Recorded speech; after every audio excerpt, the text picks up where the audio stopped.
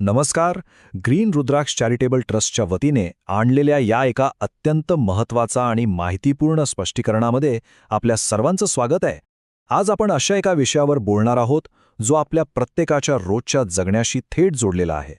आपला मुख्य उद्देश काय आहे तर कायदेशीर मेट्रोलॉजी कायदा 2009 आपले ग्राहकांचे हक्क, योग्य वजन माप, MRP आणि ई-कॉमर्सचे नियम याबद्दल अगदी सोप्या भाषेत जागरूकता निर्माण करणं. चला तर मग वेळ न घालवता आमच्यातल्या ह्या छुप्या महाशक्तीची ओळख करून घेऊया. थोडा विचार करा. खरेदी करताना तुम्हाला कधी अशी शंका आलीये का की यार आपण ज्या वस्तूचे पूर्ण पैसे दिलेत ती वजनाला थोडी कमीच भरतीये, किंवा एखाद्या पॅकेटवरच्या मूळ किमतीवर म्हणजेच MRPवर दुसराच एखादा स्टिकर लावून तुमच्याकडून जास्त पैसे उकळले गेलेत? असं आपल्या आजूबाजूला नेहमीच घडत असतं, बरोबर ना? आणि या फसवणुकीमुळे आपल्या खिशाला नाहक कात्री लागते. पण तुम्हाला माहितीये का, या अन्यायाविरुद्ध लढण्यासाठी आपल्याकडे एक जबरदस्त कायदेशीर हत्यार आहे. त्याबद्दलच आपण आज सविस्तर बोलणार आहोत. तर आपला पहिला भाग आहे कायदा समजून घेणे, ग्राहकांची ढाल. आता हा कायदा नेमका आहे तरी काय? तर कायदेशीर मेट्रोलॉजी कायदा 2009 हा एक असा भक्कम केंद्रीय कायदा आहे जो आपल्यासारख्या सर्वसामान्य ग्राहकांसाठी एका अभेद्य ढालीसारखं काम करतो. म्हणजे बघा, बाजारात वापरली जाणारी वजनं आणि मापं यांचं एक ठराविक स्टँडर्ड असावं आणि पॅकबंद वस्तूंचे नियम काटेकोरपणे पाळले जावेत, हा यामागचा मुख्य उद्देश आहे. थोडक्यात सांगायचं तर आमच्या प्रत्येक व्यवहारात 100% पारदर्शकता असावी आणि कोणत्याही व्यावसायिक फसवणुकीपासून आपलं पूर्ण संरक्षण व्हावं याची गॅरंटी हा कायदा देतो. पुढे जाऊया भाग 2 कडे. योग्य वजन आणि मापे, कायदेशीर मानके. आता या कायद्यात अगदी स्पष्ट केलंय बरं का की बाजारात योग्य काय आणि अयोग्य काय. कायद्याच्या कलम 3 नुसार संपूर्ण भारतात व्यापारासाठी फक्त आणि फक्त मेट्रिक प्रणालीचाच वापर करणं कायदेशीररित्या बंधनकारक आहे. याचा सरळ अर्थ असा की वजन आणि मापं ही कायम किलोग्राम, लिटर किंवा मीटर यांसारख्या अधिकृत युनिट्समध्येच असायला हवीत. 2 पाऊंड द्या, 1 शेर द्या किंवा अगदी मूठभर असल्या जुन्या आणि गैरप्रमाणित पद्धतींचा वापर करणं आता पूर्णपणे बेकायदेशीर आहे. आता तुम्ही म्हणाल, हे नियम खरंच इतके कडक आहेत का? तर त्याचं हे एक जिवंत उदाहरण बघा. 2024 मधलीच ही खरी घटना आहे. मुंबईतल्या एका किराणा दुकानाला चक्क 25,000 रुपयांचा दंड ठोठावण्यात आला. आणि कारण काय? तर त्यांनी 1 पाऊंड तूप विकलं होतं. हो, बरोबर ऐकलत तुम्ही. कायद्याचं कलम 25 अशा गैरप्रमाणित वजनांच्या वापरासाठी किती कडक दंडाची तरतूद करतं हे यावरून अगदी क्लिअर होतं. आता वळूया अत्यंत महत्त्वाच्या अशा भाग 3 कडे. सुवर्ण नियम, अनिवार्य MRP नियम. कायद्याच्या कलम 18 नुसार एक अत्यंत भारी गोष्ट तयार होते, ती म्हणजे हिरो स्कॅनर चेकलिस्ट.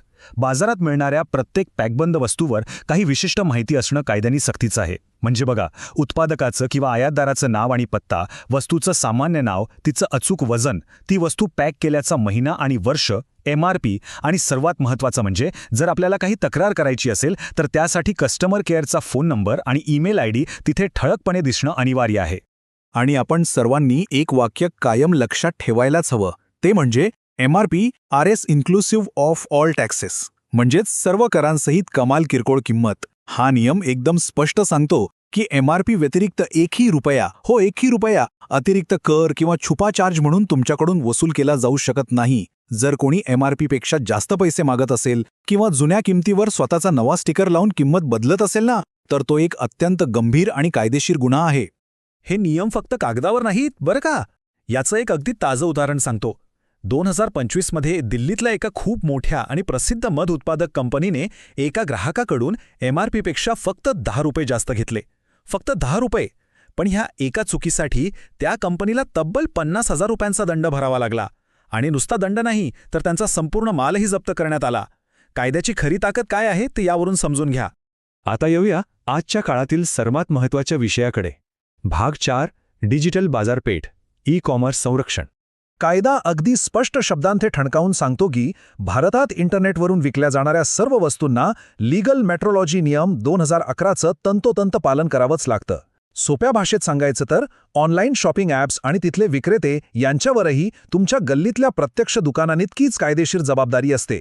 आम्ही तर ऑनलाईन विकतो, आम्हाला कसले नियम, असा समज जर कोणाचा असेल तर तो पूर्णपणे चुकीचा आहे. कायद्यातल्या नव्या बदलानुसार ई-कॉमर्स प्लॅटफॉर्मवरून खरेदी करताना तुम्हाला सर्व माहिती मिळण्याचा पूर्ण अधिकार आहे. तुम्ही ऑनलाईन शॉपिंग करत असताना प्रत्यक्ष बाय म्हणजेच खरेदीचं बटन दाबण्यापूर्वीच तुमच्या स्क्रीनवर त्या वस्तूचं अचूक वजन, MRP, उत्पादनाची तारीख आणि कस्टमर केअरचे तपशील एकदम क्लिअर दिसले पाहिजेत. ही माहिती लपवून ठेवणं हा थेट कायद्याचा भंग आहे. आता ऑनलाईन विक्रेत्यांनी हे नियम मोडले तर काय होतं? 2025 मधलीच एक भली मोठी कारवाई बघा. एका ई-कॉमर्स विक्रेत्याने वस्तू आयात करणाऱ्याची म्हणजेच इम्पॉर्टरची माहिती ऑनलाईन लपवली होती. याचा परिणाम काय झाला? त्या विक्रेत्याला चक्क 2 लाख रुपयांचा जबरदस्त दंड ठोठावण्यात आला आणि कायद्याचं उल्लंघन करणारी तब्बल 500 पाकिटं अक्षरशः नष्ट करण्यात आली. यावरून लक्षात येतं की डिजिटल जगातही आपला कायदा तितकाच ॲक्टिव्ह आहे. तर आता वळूया शेवटच्या आणि सर्वात महत्त्वाच्या भाग 5 कडे, अंतिम हत्यार, तक्रार कशी करावी. समजा तुमची फसवणूक झालीच तर न्याय मिळवण्यासाठी काय करायचं? अगदी सोप्या 3 स्टेप्स आहेत. पहिली स्टेप, फसवणूक ओळखणं, म्हणजे वजन कमी आहे का किंवा MRP बदलली आहे का हे तपासणं. दुसरी स्टेप, भक्कम पुरावे गोळा करणं. यात तुमची खरेदीची पावती आणि त्या पॅकेजिंगचे स्पष्ट फोटो खूप महत्त्वाचे ठरतात. आणि तिसरी स्टेप, थेट लीगल मेट्रोलॉजी ऑर्गनायझेशन किंवा राष्ट्रीय ग्राहक हेल्पलाईनशी संपर्क साधून आपली तक्रार नोंदवणं. ही पूर्ण प्रोसेस अतिशय सोपी आहे आणि खास तुम्हाला न्याय मिळवून देण्यासाठीच बनवली गेली आहे. आता आपण या माहितीपूर्ण विश्लेषणाच्या अगदी शेवटी आलो आहोत, पण जाता जाता एक विचार करायला लावणारा प्रश्न नक्की विचारेन. बघा, कोणताही कायदा कागदावर कितीही चांगला असला ना, तरी त्याची खरी ताकद तो वापरणाऱ्या नागरिकांमध्येच असते. जोपर्यंत आपण ग्राहक स्वतःहून बाजाराचे रेग्युलेटर बनून पुढे येत नाही, तोपर्यंत खऱ्या अर्थाने पारदर्शकता येणार नाही. एक सशक्त, जागरूक आणि सतर्क ग्राहक हीच बाजारपेठेतल्या फसवणुकीविरुद्धची सर्वात मोठी महाशक्ती आहे. आणि ग्रीन रुद्राक्ष चॅरिटेबल ट्रस्टचाही हाच मूळ उद्देश आहे की प्रत्येकाने आपले अधिकार जाणून घ्यावेत आणि अन्यायाविरुद्ध आवाज उठवावा. तर आपले हक्क ओळखा आणि नेहमी एक सतर्क ग्राहक बना. धन्यवाद.